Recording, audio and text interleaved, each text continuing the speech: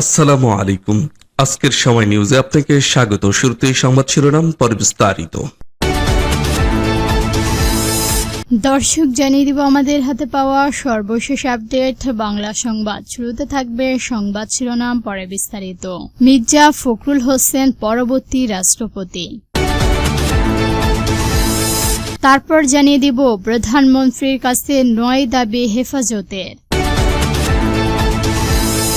এখন জানিয়ে দিব নেতাকর্মীদের ঐকত্যর নির্দেশনা দিলেন প্রধানমন্ত্রী। এবং সর্বশেষ জানিয়ে দিব 2 মাসের মধ্যেই সব ইউনিটের কমিটি পুনর্গঠন করবেন এনসিপি। দর্শক, এতক্ষণ শুনছিলেন সংবাদ শিরোনাম, এখন শুনবেন বিস্তারিত জানার আগে আপনি যদি আমাদের চ্যানেলে নতুন এসে থাকেন তাহলে অবশ্যই চ্যানেলটিকে সাবস্ক্রাইব করবেন। আর ভিডিওটি আপনি কোন জেলা থেকে দেখছেন এবং শুনছেন অবশ্যই কমেন্ট বক্সে লিখে যাবেন। এখন বিস্তারিত। মির্জা ফখরুল হোসেন পরবর্তী রাষ্ট্রপতি। বাংলাদেশের পরবর্তী রাষ্ট্রপতি হিসাবে বিএনপির মহাসচিব এবং স্থানীয় সরকার, পল্লী উন্নয়ন ও সমময় মন্ত্রী মির্জা ফখরুল ইসলাম আলমগীরকে মনোনয়ন দেওয়ার সিদ্ধান্ত নিয়েছেন বিএনপি। দলটির চেয়ারম্যান ও প্রধানমন্ত্রী তারেক রহমান তার মনোনয়ন চূড়ান্ত করার পরই এই সিদ্ধান্ত নেওয়া হয়েছে বলে জানা গেছে। ডেইলি ওয়াদাকে বিষয়টি নিশ্চিত করেছেন বিএনপির এক জ্যেষ্ঠ নেতা। মন্ত্রিসভা সদস্য ও বিএনপির ওই নেতা জানান, দীর্ঘদিন ধরে দলের মহাসচিবের দায়িত্ব পালন করে আসে মির্জা ফখরুল ইসলাম আলমগীর। মির্জা ফখরুল ইসলাম আলমগীরকেই রাষ্ট্রপতি পদের জন্য মনোনয়ন করেছেন বিএনপি। তিনি বললেন, বিএনপির চেয়ারম্যান কৃতজ্ঞ মির্জা ফখরুলের নাম প্রায় নিশ্চিতভাবে চূড়ান্ত করা হয়েছে। দলীয় সূত্রের বরাতে জানা গেছে, রাষ্ট্রপতির পদে মির্জা ফখরুল ইসলাম আলমগীরকে মনোনয়নের বিষয়টি বিএনপির অভ্যর্থনে চূড়ান্ত পর্যায়ে রয়েছে। দীর্ঘদিনের রাজনৈতিক অভিজ্ঞতা এবং দলের গুরুত্বপূর্ণ দায়িত্ব পালনের বিষয়টি বিবেচনা নিয়েই তাকে রাষ্ট্রপতি পদে মনোনয়নের সিদ্ধান্ত নেওয়া হয়েছে বলে সংশ্লিষ্ট সূত্রে জানিয়েছেন। প্রধানমন্ত্রীর কাছে 9 দাবি হেফাজতের। মহান আল্লাহ রসুল সাল্লাল্লাহু আলাইহি ওয়াসাল্লামের পবিত্র কোরআন ও ইসলাম ধর্মের অবমাননা রোধে সর্বোচ্চ শান্তির বিধান রেখে আইন পাশ, কোরআন সুন্নাহের সঙ্গে সংঘর্ষণীয় কোনো আইন নাশ করা সহ প্রধানমন্ত্রী তারেক রহমানের কাছে 9 দফা দাবি জানিয়েছেন হেফাজতের ইসলামিক বাংলাদেশ। 9 আগস্ট বিকালে চট্টগ্রামের ফটিকল সরিয়া ঐতিহাসিক আল জামিয়াতুল ইসলামিক বনুনগর মাদ্রাসায় প্রধানমন্ত্রী তারেক রহমানের সঙ্গে মতবিনিময় সভায় হেফাজতের পক্ষ থেকে লিখিতভাবে এসব দাবি জানানো হয়েছে। বৈঠকে উপস্থিত ছিলেন স্বরাষ্ট্রমন্ত্রী সালাউদ্দিন আহমেদ ভূমিও, পার্বত্য চট্টগ্রাম বিষয়ক প্রতিমন্ত্রী মোহাম্মদ হেলাল, স্থানীয় সংসদ সদস্য সরওয়ার আলমগীর এবং হেফাজতের মহাসচিব মোহাম্মদ সাজিদুর রহমান। সই করা লিখিত দাবিতে প্রথমেই মহান আল্লাহ রাসূল সাল্লাল্লাহু আলাইহি ওয়াসাল্লাম পবিত্র কোরআন ও ইসলাম ধর্মের অবমাননা রোধে সর্বোচ্চ শাস্তির বিধান রুখে জাতীয় সংসদের আইন পাশের দাবি জানানো হয়। একই সঙ্গে কোনো সুন্নাহের সঙ্গে সংঘর্ষণীয় কোনো আইন পাশ না করার আহ্বান জানিয়েছেন তিনি। দাবিতে 2013 সালের 5 মে শাপলা চত্বরের রাতে আর আধারে সংঘর্ষণীয় নৃশংস গণহত্যার দাবিতে নিষ্ক্রিয়মূলক বিচার নিশ্চিত করার দাবি জানানো হয়েছে। একই সঙ্গে 2021 সালের মধু বিরোধী আন্দোলন এবং 2024 সালের জুলাই আগস্টের হত্যাযন্ত্রে জড়িয়ে হুমকির আসামি ও খুন বিচার নিশ্চিতের মাধ্যমে বাংলাদেশের ন্যায় বিচার প্রতিষ্ঠানের দাবি জানানো হয়। নেতাকর্মীদের ঐকত্য নির্দেশনা দিলেন প্রধানমন্ত্রী। স্থানীয় সরকার নির্বাচনের সামনে রেখে দলীয় নেতাকর্মীদের ঐকত্যবদ্ধ রাখার নির্দেশনা দিয়েছেন প্রধানমন্ত্রী ও বিএনপির চেয়ারম্যান তারেক রহমান। রবিবার রাতে চট্টগ্রাম নগরীর রেডিসন ব্লু বেভিট হোটেলের মোস্তফা হলের দলীয় সাংগঠনিক সভায় প্রধান অতিথির বক্তব্যে সব নির্দেশনা দেন তিনি।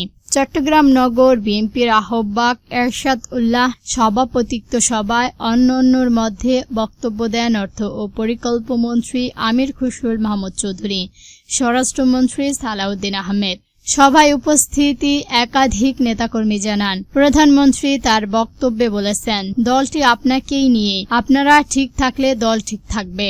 তাই বলে ভাবমূর্তি যেন উজ্জ্বল হয়। তৃণমূলক পর্যায়ে নেতাকর্মীদের সেভাবে কাজ করতে হবে।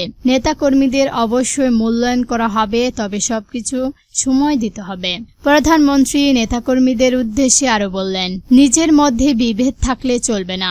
সামনের স্থানীয় সরকার নির্বাচন, সেই নির্বাচনে ঐক্যবদ্ধভাবে কাজ করতে হবে। দেশের স্থিতিশীলতা সৃষ্টিকারীর ব্যাপারে সজাগ থাকতে নেতাকর্মীদের প্রতি আহ্বান জানান দলীয় প্রধান।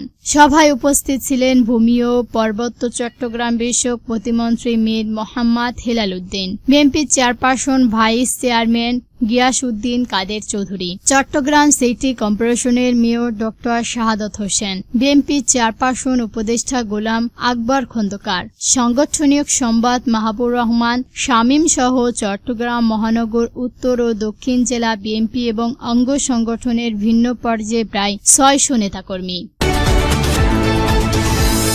2 মাসের মধ্যে সব ইউনিটে কমিটি পুনর্গঠন করবে এনসিপি। জাতীয় নাগরিক পার্টি এনসিপি আগামী 2 মাসের মধ্যে দেশের সব ইউনিটের কমিটি পুনর্গঠনের উদ্যোগ নিয়েছেন। পাশাপাশি চলিত আগস্ট মাসে আরও 61টি উপজেলার চেয়ারম্যান ও পৌরসভার মেয়র পদে দলীয় প্রার্থীর ঘোষণা এবং সেপ্টেম্বর থেকে ইউনিয়ন পরিষদ চেয়ারম্যান পদে প্রার্থী দেওয়ার প্রস্তুতি নিচ্ছেন দলটি। শনিবার 8 আগস্ট জেলা ও মহানগর পর্যায়ে 76টি ইউনিটের নেতার সঙ্গে শীর্ষ নেতৃত্ব দীর্ঘই সাংগঠনিক মতবিনিময় সভা শেষে সব পরিকল্পনার কথা জানান এনসিপির উত্তরাঞ্চল মুখ্য সংগঠক ও কেন্দ্রীয় নেতা সার্জিস আলম। দুপুর 12টা শুরু হওয়ার এই সভা চলে রাত 9টা পর্যন্ত। সভায় দলের সাংগঠনিক কার্যক্রম জোরদার, ইউনিট পুনর্গঠন এবং স্থানীয় নির্বাচনকে সামনে রেখে দলীয় প্রস্তুতি নিয়ে বিস্তারিত আলোচনা হয়। সভা শেষে নিজেদের যাচাইকৃত ফেসবুক অ্যাকাউন্টে সার্জিস আলম লিখেছিলেন, সাংগঠনিক কার্যক্রম আরও গতিশীল করতে আগামী 2 মাসের মধ্যে দেশ সব ইউনিটের কমিটি পুনর্গঠন করবে। তিনি আরও জানান, এনসিপি এবং দলটির অঙ্গ সংগঠন সহযোগী সংগঠনগুলোর মধ্যে সমন্বয় বাড়াতে প্রতিটি জেলার সাংগঠনিক সমন্বয়ক সভার আয়োজন করা হবে।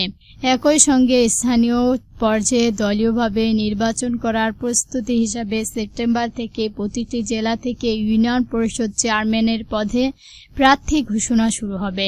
এছাড়া চলিত আগস্ট মাসে আরও 100টি উপজেলার চেয়ারম্যান ও পৌরসভার মেয়র পদে দলীয় প্রার্থীর নাম ঘোষণা করা হবে বলে জানিয়েছেন তিনি।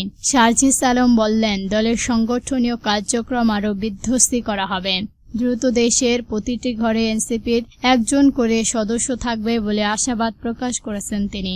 দলীয় সূত্রে জানা যায়, জেলা ও মহানগরের উচ্চ পর্যায়ে 76টি ইউনিটের নেতৃত্বের সঙ্গে অনুষ্ঠিত সভায় তৃণমূলক পর্যায়ে দলের কার্যক্রম জোরদার, নতুন কমিটি গঠন এবং স্থানীয় নির্বাচনের প্রস্তুতি নিয়ে মতামত দেন তিনি।